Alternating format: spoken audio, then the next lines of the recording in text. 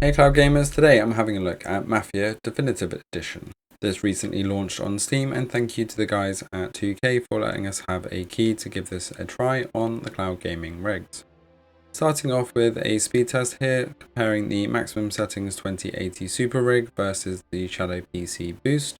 This should be fairly clear cut as both are running SSDs, but maximum settings has the fastest CPU here.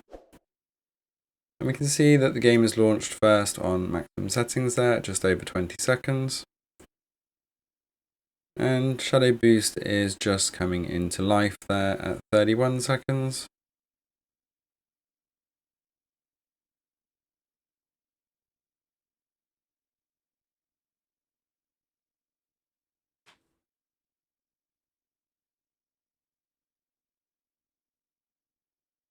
Shadow PC's CPU really letting it down a little bit here. But at the end of the day, it's not that far behind right now. As we're coming through the title screens on maximum settings at just over the minute mark, and at 1 minute 4 we are at the start screen there. So Shadow just catching up here.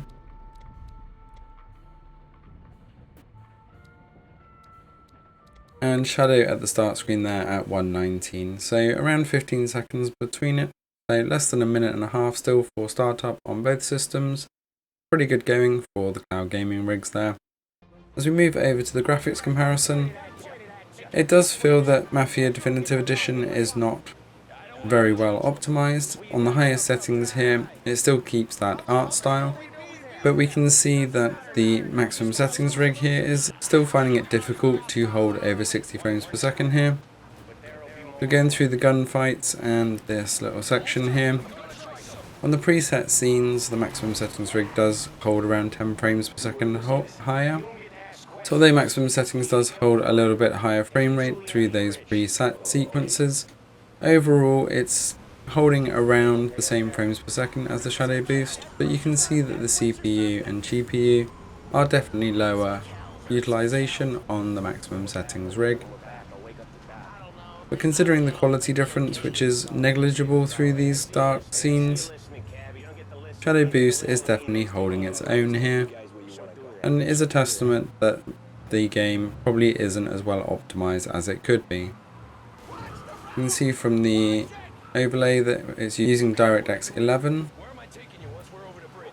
It's not pushing the DirectX 12 that it could be.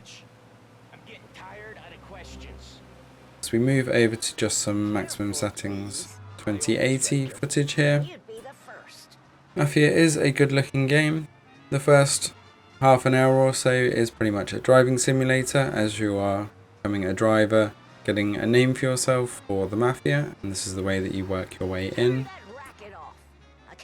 As we'll see a little bit later, we're building up that reputation. Graphics wise, it's not absolutely stunning, but it is still pretty good looking. So, church. It's Sunday already. You're on the wrong side of the road. And keeping this older art style definitely is what's probably taxing the graphics a little bit. The lighting effects on top of the taxi do look a little bit out of place compared to the rest of the map, but it does look good and play well nonetheless.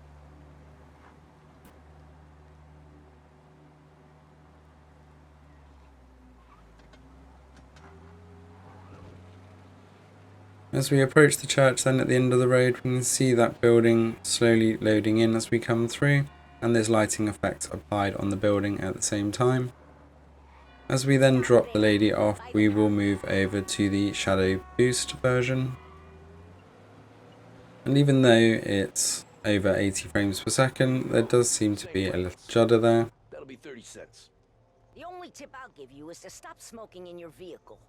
I felt like I was sitting. But the dialogue is very engaging in Mafia, and it is one of the reasons why I kept playing. As we move over to the Shadow Boost then, taking a slightly different drive.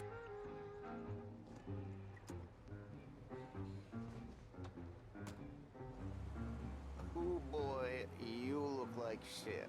I've been working since 5. What's your excuse? See the same sheen on top of the taxi here, but not as prominent as on the maximum settings rig. but still the graphics looking very good. As I said, that art style kind of masks some of the graphics here. You can see the GPU and CPU on Shadow Boost here is much higher. The GPU pretty much topping out on a lot of those sections, regularly going up into the high 90s there, although the frames per second is staying above 60. It does feel a little bit smoother on the maximum settings rig, but Shadow Boost, considering it's the lower tier, is definitely holding its own here. A little bit of stutter there, which I think is from the client itself rather than the machine. But with it topping out on that GPU side, it could be the game as well.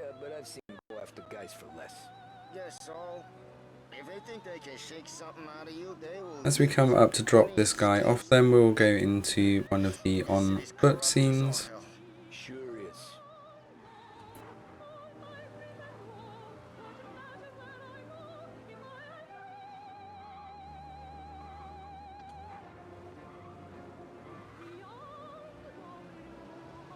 Nearly there.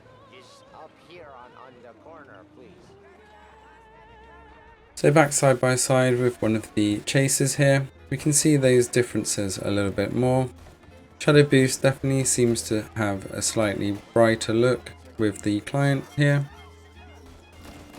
but maximum settings, being quite a lot heavier rig, is not holding much higher frame rate as we would expect, but it does seem smoother overall, especially with the GPU only at half the utilization versus the GPU on Shadow being at full.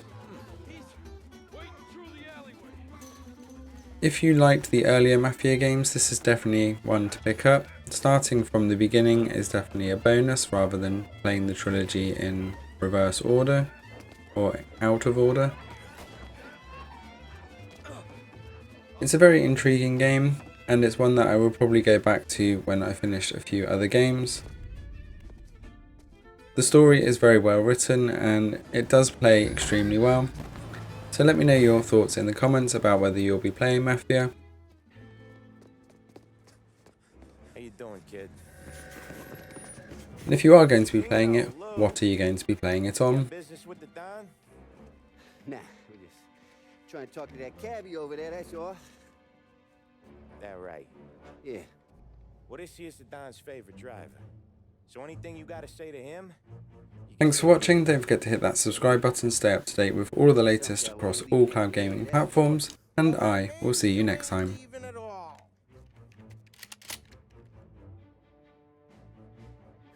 Okay then.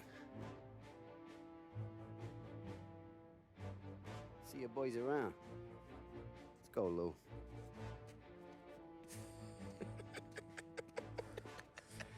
Thanks. Least we could do. Come on, let's go say hi to the Don. Don Salieri? Yeah. He's gonna want to hear about this.